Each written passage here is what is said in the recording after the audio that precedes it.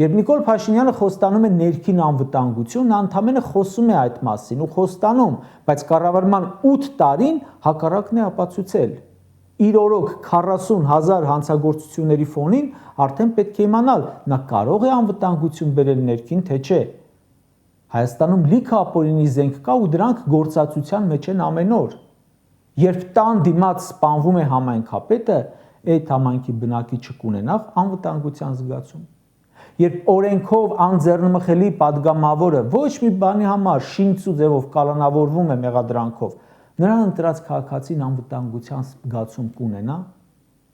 Երբ ես համեմատում եմ հանցավորության մակարդակը Քոչարյանի եւ Փաշինյանի օրոք, հասկանում եմ, որ անգամ եզրեր չկան։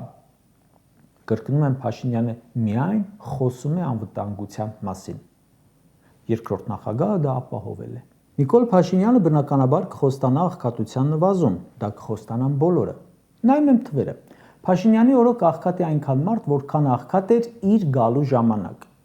Ռոբերտ Քոչարյանի օրոք աղքատությունը կրկնակից ավելի նվազել է, այսինքն այն մարդը, որը աղքատ էր 2018 թվականին, աղքատ է նաև 2025 թվականին։ Այն մարդիկ, ովքեր աղքատ էին 97 թվականին, 2008-ին նրանց կեսից ավելին այլևս աղքատ չէր։ Հիմա Փաշինյանն էլ Քոչարյանն էլ կխոստանան աղքատության նվազում, որ մեկի խոստումներին կհավատաս դու։